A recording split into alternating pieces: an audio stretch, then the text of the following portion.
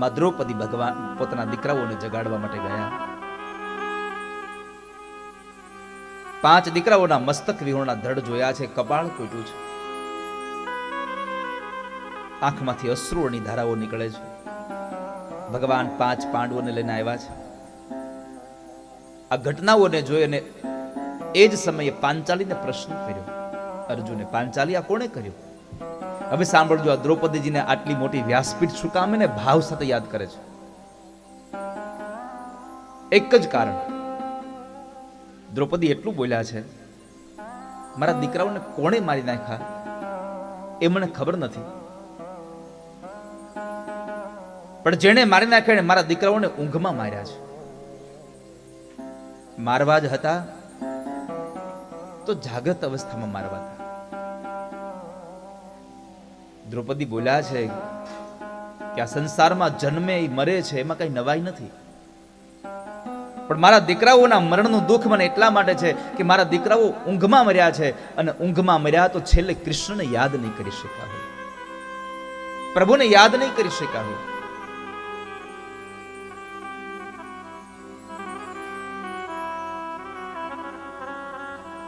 પછી તો અર્જુન પ્રતિજ્ઞાબદ્ધ બન્યા છે કે તારા 5 દીકરાના હત્યારાને લાવી એનું મસ્તક ઉતારી એનો પાટલો બનાવી અને એના પર તને બેસાડીને જો સ્નાન ન કરાવું ત્યાં સુધી મેં તારા આંસુ લૂછા ન કહેવાય. ભગવાનને સાથે લઈને અર્જુન જાય છે. પરમાત્મા રથ ચલાવે, અર્જુન અંદર બેઠા છે. પ્રભુને પૂછ્યું, પ્રભુ આ કર્યું કોણે? તારા ગુરુના દીકરાએ. કેમ કે આ તો કૃષ્ણ હતા. તન કી જાને મન કી જાને, જાને ચિત્ત કી ચોરી. તન મનની બધી જ વાતોને જાણનારા કૃષ્ણ છે.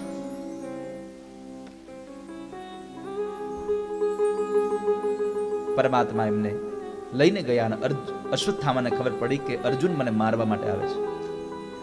અશ્વત્થામા પોતાનો રથ તૈયાર કરી નીકળે છે.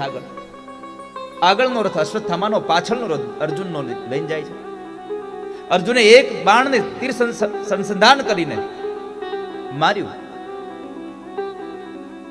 અશ્વત્થામાના રથના પૈડા તોડી નાખ્યા છે. અશ્વત્થામા નીચે ઉતરીને દોડવા લાગ્યો. અર્જુને ભગવાન કૃષ્ણને કહ્યું છે, પ્રભુ રથ ઉભો રાખી દો. ભગવાને કસોટી કરતા પૂછ્યું, તારે અશ્વત્થામા નથી પકડવો?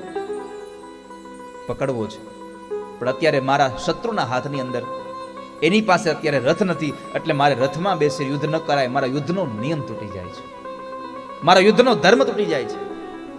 વાલા ભક્તો, ભગવાને રથ ઉભો રાખ્યો. અર્જુન અશ્વત્થામાને પકડવા જાય.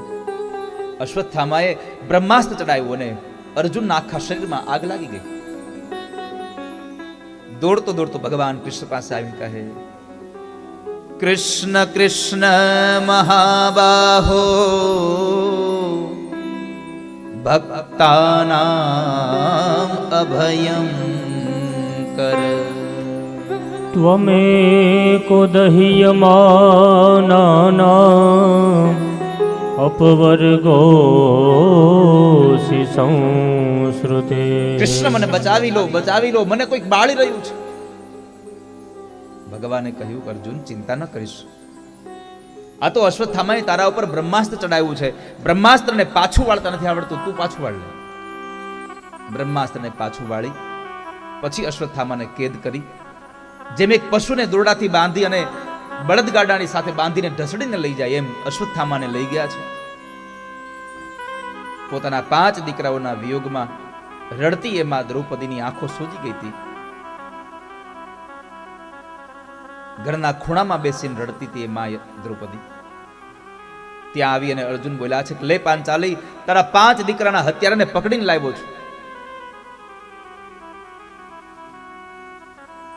5 દીકરાઓને મારનારા વ્યક્તિને લાવ્યો છું. શબ્દ સાંભળ્યા, આંખો ખુલતી નથી, ખુલે છે. ઉપર નજર કરી. આ સમયે સૌથી ઉત્સુક જો કોઈ હોય કે હવે શું થાય છે જોવા માટે, તો એકમાત્ર કૃષ્ણ હતા. કે 5 દીકરાઓના હત્યારાને જોઈને દ્રૌપદી કરે છે શું?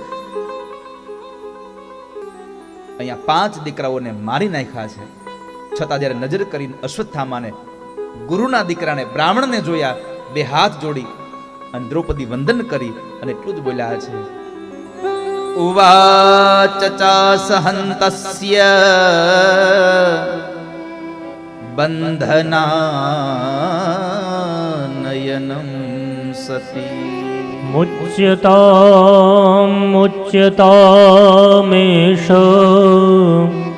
બ્રાહ્મણો નિતરામ ગુરુ. આને છોડી દો, મુચ્યતામ આને મૂકી દો તમે. અર્જુન પૂછે છે કે તું કોને પગે લાગે છે? આ તારા 5 દીકરાઓનો હત્યારો છે. દ્રૌપદી બોલ્યા છે, ભલે મારા 5 દીકરાઓનો હત્યારો રહ્યો, પણ ગુરુપુત્ર છે, ગુરુનો દીકરો છે. અરે ગુરુનો દીકરો છે એટલું નહીં, બ્રાહ્મણ છે. અને અત્યારે સ્વયં તમારા ગુરુના સ્થાને છે. તમારા ગુરુ છે એ સ્વધામ ગમન થયા છે. અને આ સંસારનો એક ભાવ છે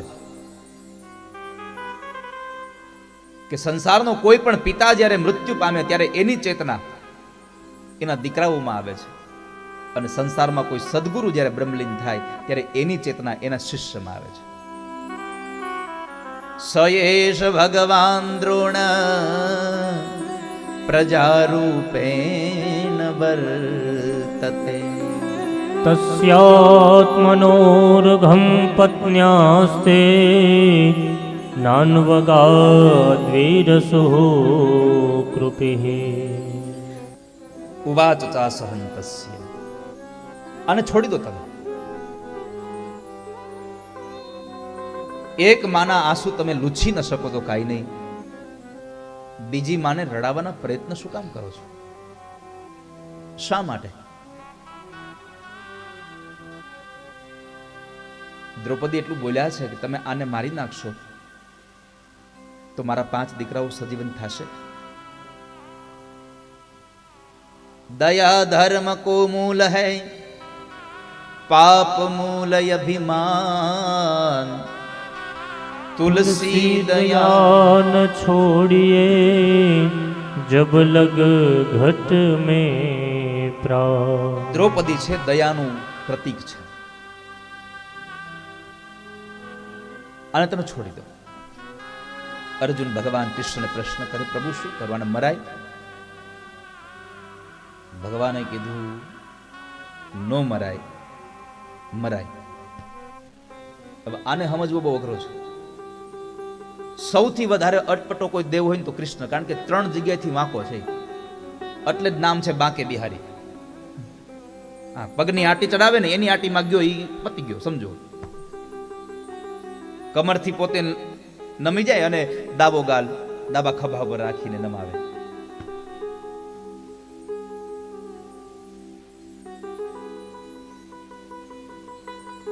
પરમાત્માને પૂછું શું કરું? આને મરાય?